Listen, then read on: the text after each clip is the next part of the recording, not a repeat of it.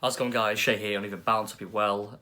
So Dolphins won the second game in a row in the Sunfoil Series. They beat the Lions, top of the table Lions, last week in Peter Maritzburg. I was a little bit worried about this game. I mean, I saw the Lions line up. I mean, you got Buren Hendricks, Temba Bavuma, obviously a lot surrounding him at the moment, and obviously probably a big point to prove before the fourth test squad was announced. You had Ryan Rickleton's there, Bjorn Fortune obviously been called up to the ODI squad, Dominic Hendricks, Reza Hendricks is there, Vian Luba, should I say, sorry.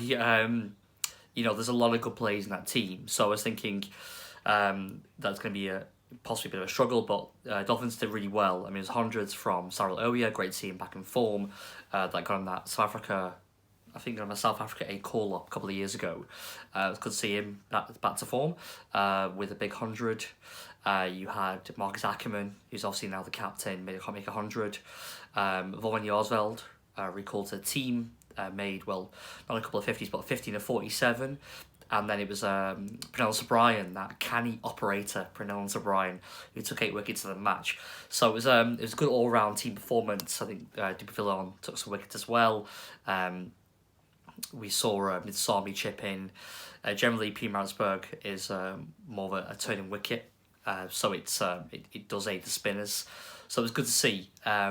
You know, the team obviously performed well with a balanced attack. So good to see that they the top 6 as well starting to make runs. Everyone's kind of chipping in different games. You've obviously got Rolson's done really well this season. Ackerman, Oya, and Yarsfeld.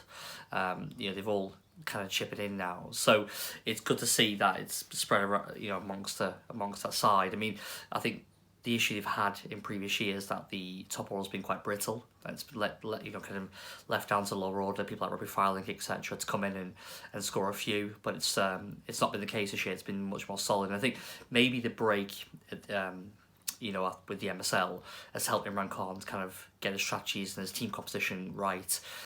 So players who had not played in the MSL, he could have worked with them. Obviously, in the off-season, people like Sir Brian, for example, with the Sami as well. You know, those guys didn't play. But, you know, he seems to have found his feet a little bit more. I mean, I think one of the big decisions that I think was that he made was to kind of drop Zondo from the team. Obviously, he was captain.